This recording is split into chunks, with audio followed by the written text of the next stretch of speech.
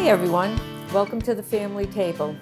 My name is Cathy and I am so excited to let you know we are going into season 3. Believe it or not, it's been 3 years since we started doing the family table. What we're going to do this year to kind of liven things up, we're going to go around the world. We're going to have different recipes from different nationalities and other cultures and different things to kind of like spice up your life. It's been 3 years, we're going to do something different and we're going to go on board now that we're moving forward. So let me start season 3. Hi everyone, welcome to the family table. On this episode, we are going to show you some different Cape Verdean dishes. The first one I want to show you is cachupa. It is like a soup kind of stew. It has several meats in it, a lot of beans, and it takes a long time to cook. First of all, I want to let you see all my ingredients because I started the cooking already. What happens is it takes about 4 hours. So I don't have 4 hours. And well, I have 4 hours. I'm not sure if Haven TV wants to be here for 4 hours. So let me explain to you what I did so far. In this panela, this is like my kale soup pan, my chicken noodle soup, turkey soup. I love this pan. I already have in it up to step 2. I'm just going to give this a stir. So this has been simmering now for 2 hours. So in this pot so far, what I've done is I've sauteed my onions with my garlic, and after I sauteed my onions and my garlic, what I did was I put in my marinated meat. Now the day before you marinate your meat, I'm just going to show you, this is a little gross bag, but I had all my meat all together in this bag, and it's a simple marinade. It's not one of those marinades that's got a ton of sauce to it. It's just vinegar, garlic, and a bay leaf. So that's all that's in that marinade. I cut up all my onions, so that was all set. That was in there. And what I did the night before, I cut everything up. My kale, my linguiça, and my chorizo. So it's and or. So I did and. I used these little containers, and I had all my beans soaking overnight. This is actually is not a bean. This is actually dry corn. This is hominy. So you put that, soak that, your rock beans, your fava beans, and your cranberry beans. So like I said, there's a lot of beans going on in here. So we put that all soaking. Now so far in my pot, I've done my onions, my sauteing my onions. I did put my bouillon cubes in there. I put tomato paste. Now with the tomato paste, get yourself a couple of these. Why open up a whole can and you only need 4 tablespoons, 1 tablespoon? This item is absolutely fantastic. So I put all that in there. I added my meat. I actually took my meat out before I put the bouillon and the tomato paste in because it's easier to make sure it's nice and smooth. Put the meat back in, mixed it all up, and then we added the water, and it's been simmering since then. Each part that you do is pretty much another hour. So now the meat's in there. I put the hominy in there once it came to a boil. It came back to a boil.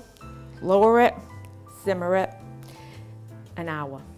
The next step was to put my cranberry beans in, my rock beans, and the chicken. Now I took the chicken out of the meat packet, the marinated meat packet, because the chicken cooks really quick. So I took the chicken out, just put the, in this case, salt pork and corned beef brisket. That went in. So now we're at, the beans are in there except for the fava beans, the chicken, all the meat's in there. My next step would be in 24 minutes that we are going to add the fava beans, the yuca, and the kale. Now, if you don't know what a yuca is, this is a yuca. It's it's got a very thick skin. So we're going to cut this up. I left this uncut because I wanted to show you how do you cut a yuca. It is very interesting, I should say. So I got my bowl to put it in there. Now to cut the yucca, you give it a whack, and then you just break it. There you go. There's your yucca. Now, obviously, look out for your fingers. You don't want to whack the wrong thing. I'm just going to take this little stem part out. And one more whack. And you just break it. Now, when you do this, the yucca, like I said, has a very thick skin. So I suggest after you do all this little stabbing and breaking, you cut it again in half. It'll be easier to peel it that way.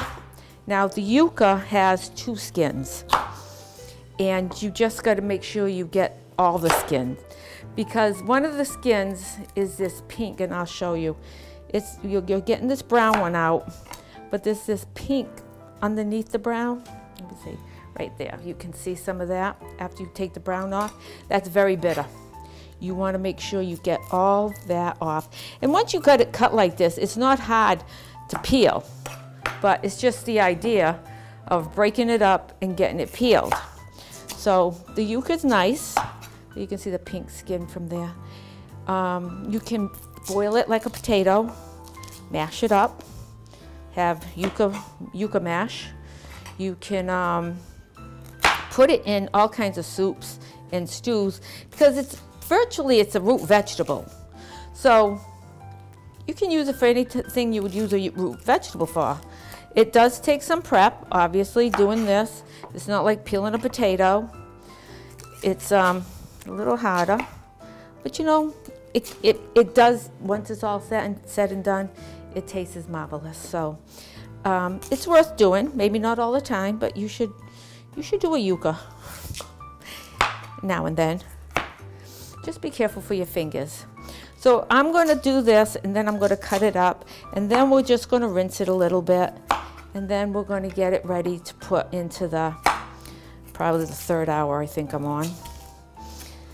But again, this is a soup that you have to start in the morning. You've got to make sure you soak your beans overnight. You've got to make sure you marinate your meat overnight, and then you can get ready. But here's the other trick. It's like kale soup. Make it the day before. So your cachupa might take 2 days, because the next day after it sits in the fridge, oh, look at that one, came out so nice. It's wonderful. So I'm going to cut this up, and I'm going to get it ready. Now, it's pretty firm, as you can see. It'll have no trouble breaking down. Oh, and the other thing, I just want to make sure, there's a little, you know, like a shrimp has that vein going down.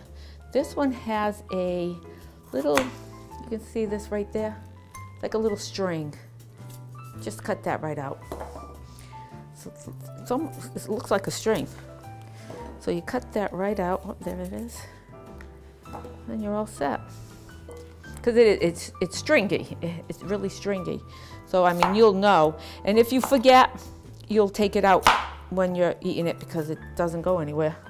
So the first time I saw yucca in my recipes, I'm like, oh, yucca, what the heck is that?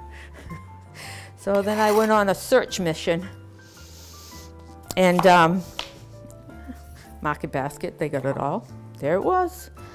So I'll be done. And then once I had it, I realized that's pretty darn good. You know, you gotta explore things every once in a while. Try something new. The thing is, the worst thing that could happen, you don't like it, and you don't get it again. Pretty simple. So, my yucca is all set. I'm just going to give it a rinse right over here. When you're doing this cachupa, I just suggest you keep your little colander in a sink if you can, or very near the sink, because all your beans, once you take them out of the water from soaking overnight, you're going to have to at least rinse them. So, you know, you're doing a lot of rinsing with this recipe too, so keep, you know, just make it easier for yourself. Okay, so we're going to put this off to the side because that's going to be all put in there. Now the other thing is the linguiça that is actually in the chorizo, that actually goes in last. So we'll take care of that. We have just a few more minutes. What I'm going to also suggest is back here I have my teapot. It's already been boiled, it's hot water. When you need to add water, and you don't always need to add water, but if you do need to add water, you do not want to put cold water in, you want to put hot water in. So just have a little teapot waiting on the side for your, if you need to add, because once the beans are in there, even though you soaked it overnight, it does soak up more water. Actually, I could just rinse this, ready for that. I'm going to rinse my, my fava beans, because that'll be my next job. And it's, you know, it's not a difficult recipe, it's just time consuming. Now, letting it simmer for an hour, obviously you can go about doing your thing that you gotta do. It's not like you have to, it's not like making candy when you have to stand there and stir it constantly. There is a coconut candy I was going to do. If we have time, I may, but that's just another thing that you have to continue to stir, and it takes a while to do it because you have to get it to a certain stage. So while that is still getting ready, what we're going to do is a jag. Now it's called Jagacida, but it's jag. Being Portuguese, my father made jag a lot. Now, Cape Verdean and Portuguese, there's a lot of similarities in recipes, so that's a good thing. We all like beans, I guess. But so I'm using a minute rice. I have my rice already poured here. I've cut my onions up already, and we're going to use some ground linguiça because, well, you know, it doesn't hurt to put linguiça in anything, right? It's like bacon. Ooh, put linguiça in there. So I'm just going to get this open, ready to go, and I'll put that out. I'm just going to cook this up a little bit. Now, as far as the rice itself and the onions, we're going to make it in a stock pot. I'm just going to put the linguiça in it, and just so you know, linguiça really is, it's not raw. I mean, you can eat it right out of the package if you really want to. I don't suggest it, but you can. But I like to just cook it a little bit, just to have it, you know, ready with the other items. So I'm going to just get the linguiça done. I'm going to put it off to the side because we are trying to pay attention to whatever level, third level we are on this one. So, and kidney beans. You can use any brand you like. I do like, and I'll be honest, I do like the Goya. I use the red ones. I just had, I don't know, I grabbed a can of pink for some reason, probably because it was near the red ones, but I am going to use the red ones, and I'm not going to drain it. You can, you cannot, it doesn't matter. I mean, some recipes that you're doing, if it says to drain it, obviously drain your beans and wash all that stuff out. But the juice that's in here too, that has a lot of flavor. So I like to use that. I got all my spices in here. I got paprika, salt and pepper, and 2 bay leaves, so that's ready to go. I like to do it, have everything organized. When you're making anything, it doesn't matter what it is. If you're baking, you're doing your supper, try to have everything together, especially if something is sauteing on the stove, because as soon as you step away to go look for something, you come back and it's like, oh, I burnt my onions, and that's the worst. Because I don't care what you do, you try to say, nah, it's not gonna taste funny.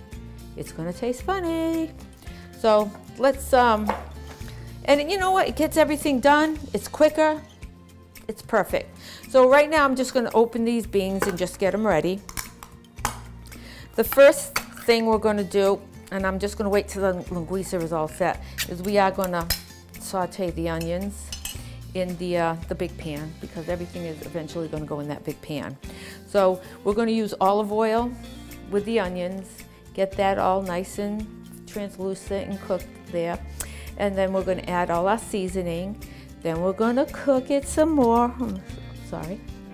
We're going to add the water after the linguiça and boil it and then add the rice. I want to make sure we do it in that order because obviously you need the water first and the rice. So this is, and I'm going to keep stirring because I want to make sure that I am not losing my water. So I'm going to do this. Oh, it looks marvelous. You can see it's boiling a little bit. It's on simmer. The homily, the meat's in there, the onions are in there. The other rock beans and the cranberry beans are in there now. So we got another 12 minutes, and then we're going to do that. We'll check the linguiça and just get, like I said, the linguiça is pretty well cooked. We just want to get it to a point where, you know, it's just, maybe just warmed. How's that? In the meantime, in this pan, I am going to get the olive oil ready. I got this little spout the other day I was using, and my spout fell off. So I ended up with more than a teaspoon of olive oil in one of my recipes. So now I tend to want to hold it. That's 2 onions, just a regular white onion. I cut them up too. I chopped it. So let me get the linguiça just fried up a little bit. I'll just put it off to the side after. Sure my olive oil is all warmed up. Yeah. I can start warming it up back here.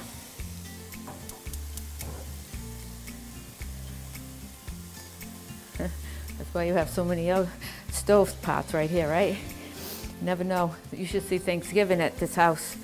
We have everything going. Ovens, all the burners. And also, I use ground linguiça. You can just slice up linguiça. You can just cut it in slices and do it that way. I use the ground so it can get, you know, everywhere in the pot. So, oops, I'm gonna keep this oven going. I'm gonna shut off the other one, and we're gonna move this over. There we go. And I'm gonna go down to low. I'm gonna put my onions in.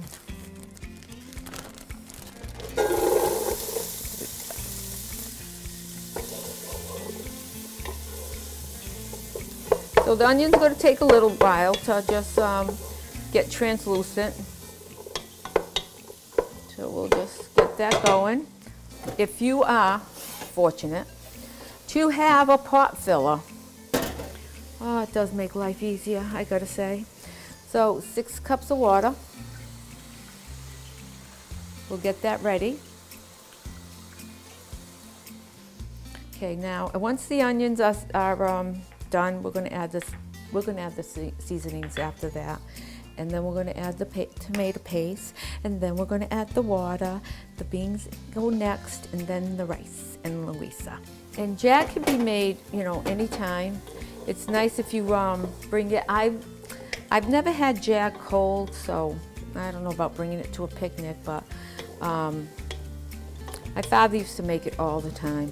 It was one of those easy, quick things to give you, and if we're lucky, we had actually some meat with it other than the linguiça bits, like, you know, a side dish. My father used to do it as the dish.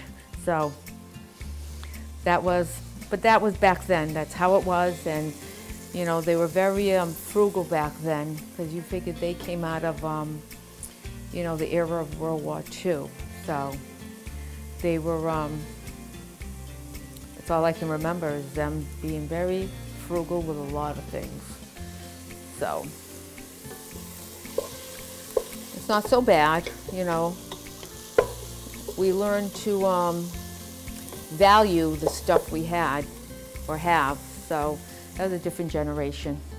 What we're going to do with this pot, though, we're going to take the meat out. So I can just start doing that right now. The meat has to come out because you want to shred it a little bit. Now, I only take out the big pieces.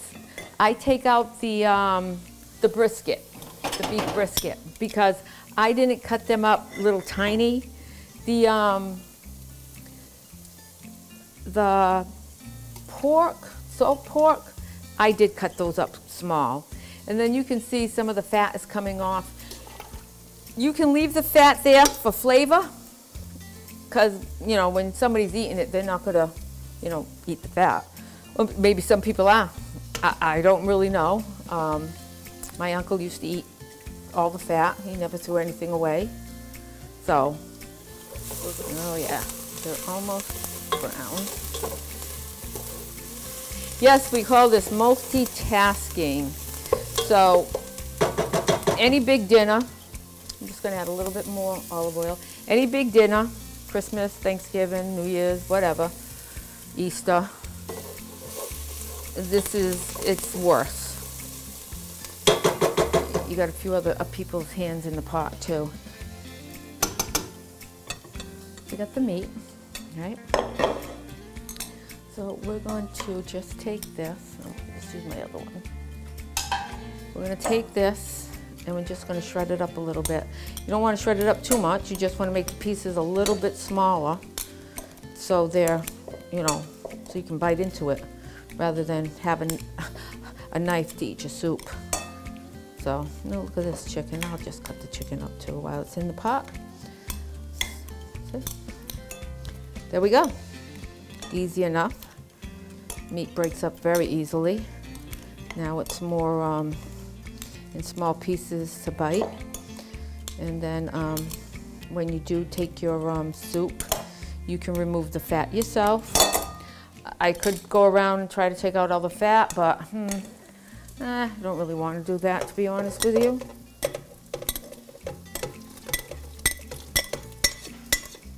Oh, it smells marvelous. So the onions are good. I have a few more minutes for my soup. I'm going to lower this a little bit.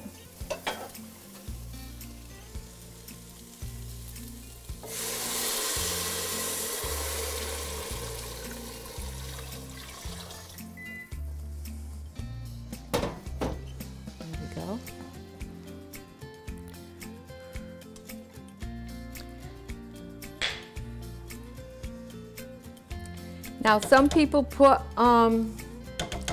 tomato paste, some people just put ketchup. My father used to put ketchup. He put ketchup in a lot of things. So I'm gonna just mix that up. Get that out of the way. Let me just get this into a good stir. Oh, good. Just wanna make sure the tomato paste is dissolved, well, smooth. Okay, I'm going to let that go now for a while. I'm going to cover that. Everything else, we're going to get my fava beans in, the yuca that we cut up.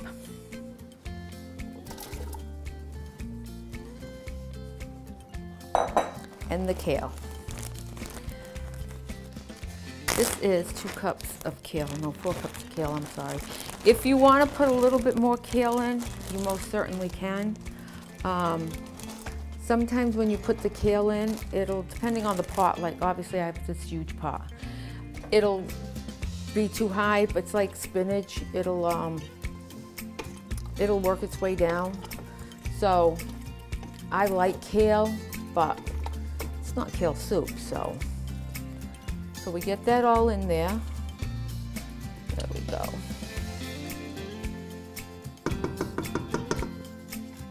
Now what's going to happen now is we're going to cover it. And it is going to go for another 45 minutes to an hour. So I like to put the timer on, especially when I'm multitasking, because, well, the older you get, you tend to forget things. So, there we go. The beans and the linguiça will go together. So I'm just going to make sure the linguiça is all set. We already cooked it. We're going to add the rice, and then the beans and the linguiça will come after the rice. So once it comes up to a boil, we're going to throw the rice in there. Okay, so my pot is boiling, so now I can add the rice. We got some nice stuff going on here. This is 3 cups, and I use minute rice. So just put that right in there. I'm going to give it a little stir. I just want to pick up that one. I'm going to let it boil just a little bit.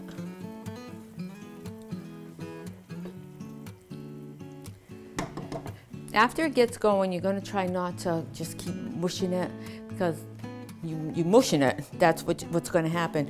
So once I brought it to a boil, I added the rice. I'm going to lower the heat. It's back to a boil. I'm going to lower the heat. Some people drain, others don't. Oh. And I don't. Unless a recipe absolutely tells me to drain the beans, I don't drain it. And then we had the linguiça in the back, getting ready to, and again, you can eat the linguiça out of the package if you want. Again, I don't recommend it, but you can. So, but I like to cook it a little bit. Mostly really just to warm it up too. Just give it a nice little, kind of like a sear. So now we have the beans, linguiça, the rice. We're just going to let that simmer a little bit. We're going to keep our eye on it because the rice will start soaking up all that liquid.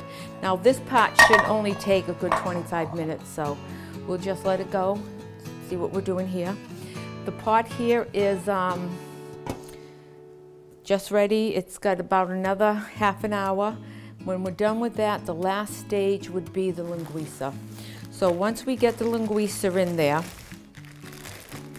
we're going to let it go for another 45 minutes. So, and then we're also going to put in some bouillon, and I'm going to give it a taste to make sure it doesn't need like salt and pepper at this point, and we'll go from there.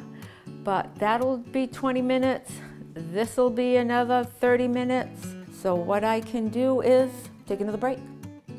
We're back, and because this process for cachupa, I was going to remember how to say that, takes so long, we're just doing it in stages here. So we're at the final stage. What I want to do is, first I'm going to check my jag because it's been simmering there, and you just got to check the rice because the rice will start soaking up all the liquid, and we don't want it to be dry. So we just maybe got a couple more minutes on the jag, and then we'll be all set with that as well. So that's been checked. Now we're going to go over to the cachupa. So I do have a little bit more time on this, but it's not going to be a big deal because now we're at the final stage. The final stage is really just adding the linguiça, some bouillon cube, and then tasting to see if we need salt and pepper. So I have 4 bouillon cubes here, it's the little ones. So we have 4 in here. We'll put that in there. And I'm going to take the linguiça and the chorizo. I already cut it all up. Like I said, I like getting everything ready in baggies. And I'm going to tell you, I saved my baggies. I would probably rinse this one and save it. My husband thinks I'm crazy, but listen, it's still good. Look at it, it's perfect shape, right? So I do save my baggies. Unless, of course, like I showed you that first one with the meat. No, I do not save that. I don't wash it. I don't save it. Absolutely not. So now that we added the linguiça and we added the, and you gotta have strong arms. And we're gonna add, okay, and we added the bouillon. I'm just gonna give it a little taste, just to see if it needs salt and pepper.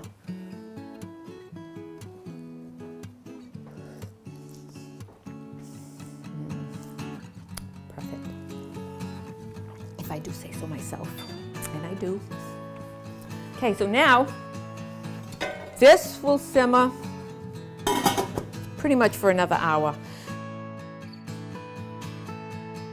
Now the jag is done. It's got a little liquid left, but now it's just going to sit there and soak up the rest of the liquid.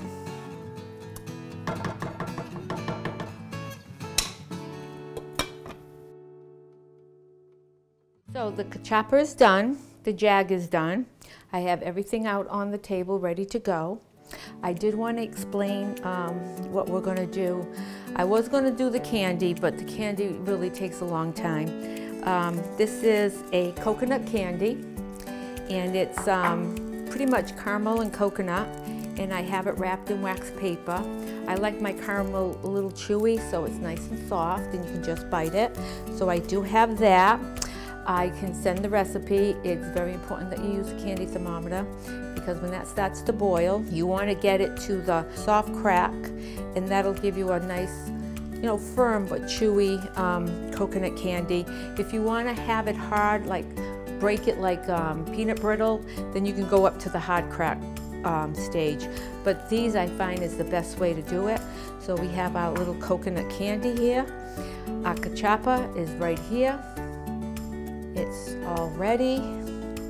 You can see the yuca and the linguiça and the pork. So we're going to try to get a little bit of everything in here. So we got this. It's like a stew. See? So I'm just going to taste it to make sure it came out good.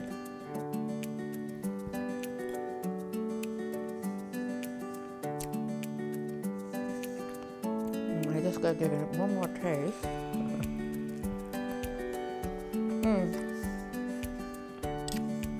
I'm going to say it's absolutely delicious.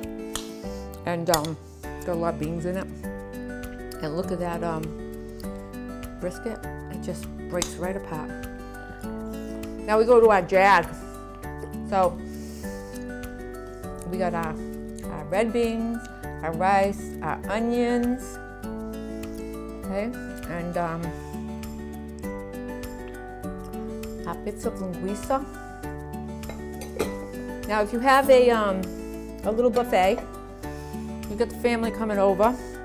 This is Cape Verdean, and I'm just going to give a shout out to our new town administrator, Angie Lopes Ellison. She is Cape Verdean, and I made this for you, but you're not here, so maybe I'll send some to the town hall. But in any case, put this spread out. That'll be even if it's just for your dinner. Put it out, let them take what they want, sit down, have a nice little discussion, and enjoy. This would be great on your family table.